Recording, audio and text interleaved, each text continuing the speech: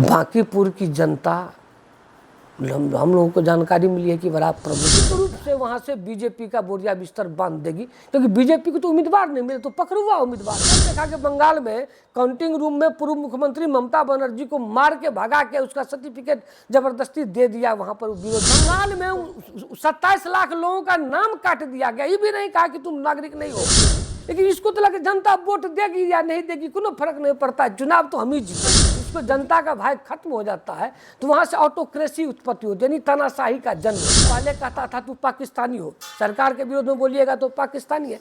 आज आपसे बेहतर स्थिति पाकिस्तान का हो गया है तो अब कहता है कि ये जॉर्ज सोरोस का फंडेड सरकार के हो में हो मिलाएगा। वो आतंकवादी होगा तो बीजेपी टिकट देकर चुनाव लड़ा देगी, नहीं तो बीजेपी का उम्मीदवार देख लीजिए। अब कश्मीर में जितना आतंकवादी था वो बीजेपी के टिकट पर चुनाव लड़े। जो जितना बड़ा देशद्रोही है बीजेपी में उसको उतना सम्मान मिलता है।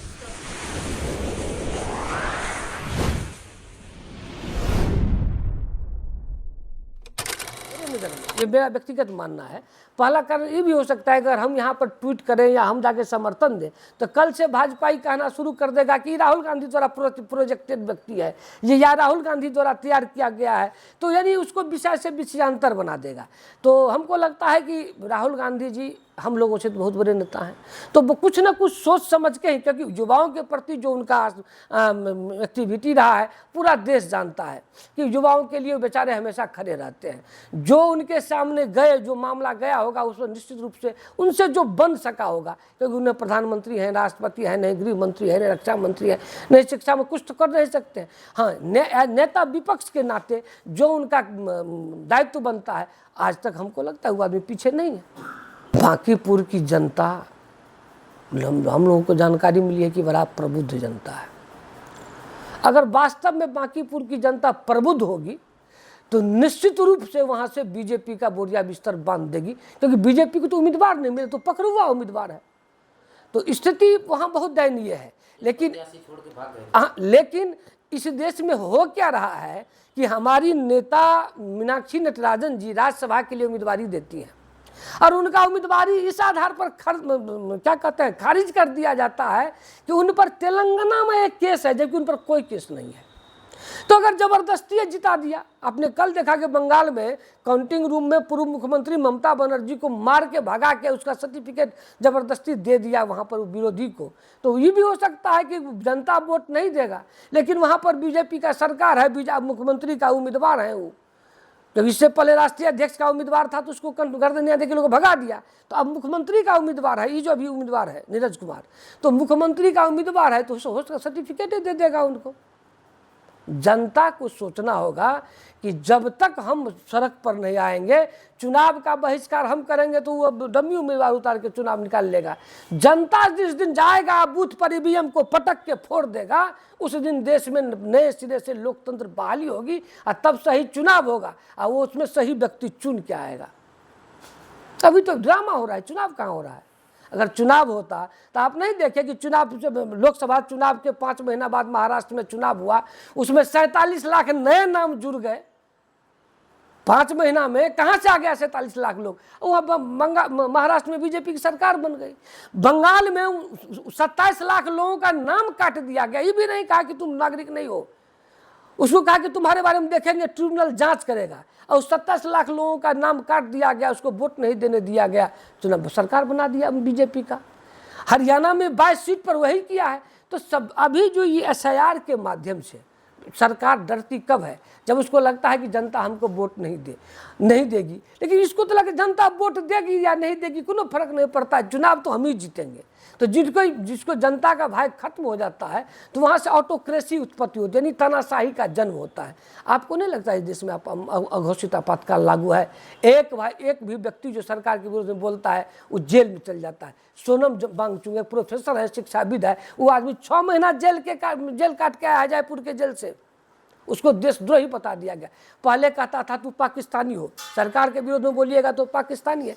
आज आपसे बेहतर स्थिति पाकिस्तान का हो गया है तो अब कहता है कि ये जॉर्ज सोरोस का फंडेड व्यक्ति है। एक सिद्धांत नाम का लड़का था, वो आदमी जब CBSE का पूरा पोल खोला तो कहा ये तो जॉर्ज सोरोस से फंड देता है। कहिए तो इस देश का नागरिक कभी जॉर्ज सोरोस का एजेंट हो जाता है, कभी पाकिस्तानी हो जाता है। और जो सरकार के हो में हो मिलाएगा वो आतंकवादी होगा तो बीजेपी टिकट देकर चुनाव लड़ा देगी। नहीं तो बीजेपी का उम्मीदवार देख लीजिए आप जयनगर कश्मीर में जितना आतंकवादी था वो बीजेपी के टिकट पर चुनाव लड़े।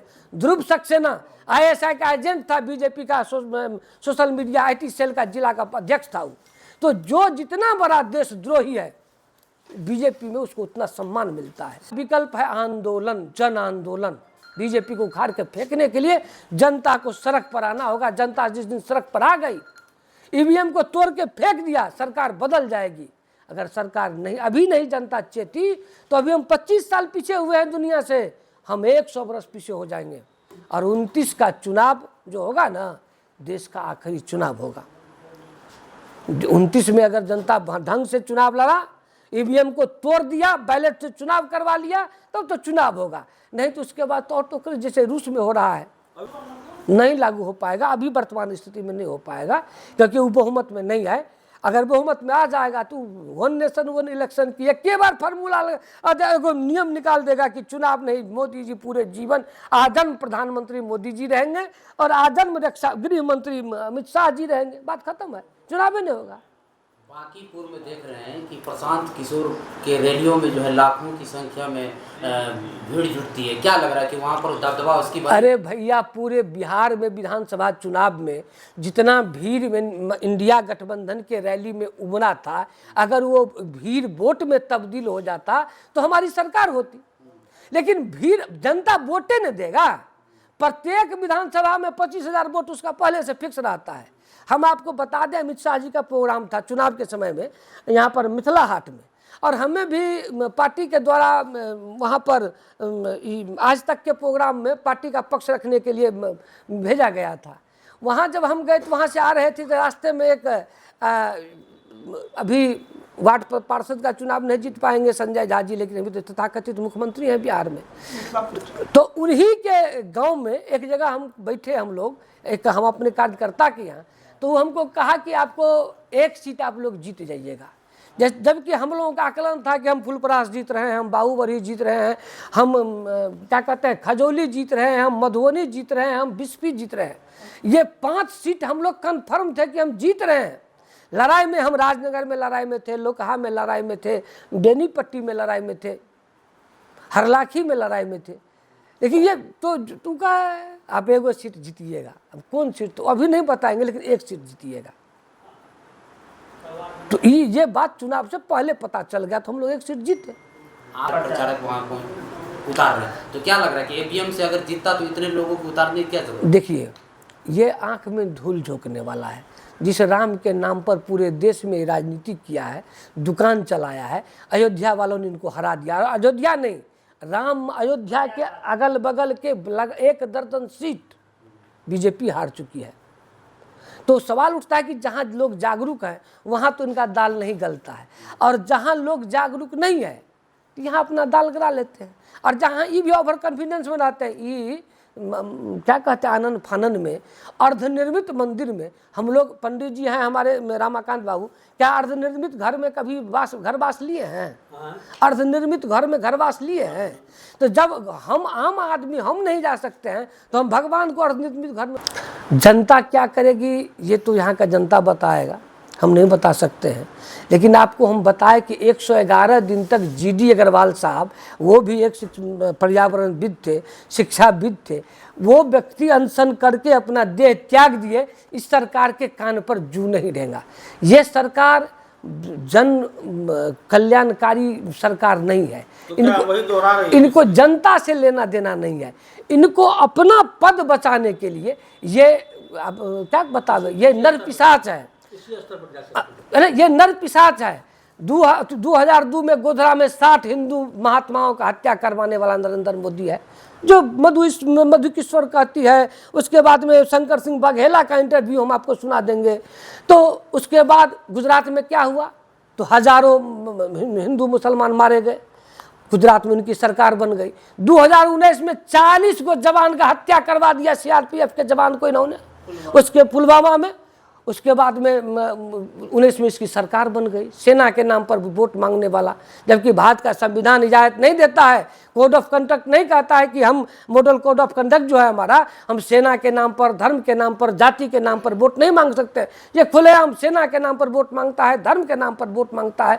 तो ये नरपिशाच है, ये राजनीतिक गिद्ध है। ये कभी सेना के लोग हो सकता है, अभी जो वर्तमान स्थिति है इससे ध्यान भटकाने के लिए कहीं को दंगा करवा देगा। क्या लगता है आपको? पुलवामा हमला का अभी तक कोई जांच पड़ताल हुआ है? कहाँ गया वो पदाधिकारी, कहाँ से आ गया वो 300 किलो RTX? आपको जानकारी है? उसके बाद पहलगांव में हमला हुआ ना, क्या हुआ? उसका आउटपुट क्या निकला? ऑपरेशन सिंदूर के नाम पर। उससे पहले वो तो पठानकोट में, पुलवामा से पहले हुआ था। यानी कुल मिला के इसको अपना कुर्सी बचाने पड़े, पवन यादव का बलि देना पड़े, उसमें कोई दिक्कत नहीं है। अपनी कुर्सी जिंदाबाद रहनी चाहिए। अब देखते हैं इसमें किसका बोले। आप सुने होंगे आप लोग, जब यही चढ़ावा चोरी का मामला उठा तो कहा कि 980 बार टिन्नू यादव और अखिलेश यादव के बीच में बात हुई है। जब वो लोग कहा कि नहीं कहाँ हुआ साबित करो, तो जाकर माफ़ी मांग लिया। तो ये लोग माफ़ी वीर है। इनका आज़ादी के समय से अभी तक का इतिहास रहा है कि ये, अब देखिए RSS पूरे दुनिया में बहुत जगह, इसका 32 को देश में इसका शाखा है। तो 32 देश में वो रजिस्टर्ड है, लेकिन इंडिया में अनरजिस्टर्ड है। यहाँ से लूट के रुपया वहाँ भेजता है, तो वहाँ जहाँ वो नहीं है वहाँ वो रजिस्टर्ड है, लेकिन यहाँ जो इसका घरे घरे पैर जमा लिया है यहाँ रजिस्टर्ड नहीं है। तो यही इनका असलियत है, चाल चरित्र चेहरा है।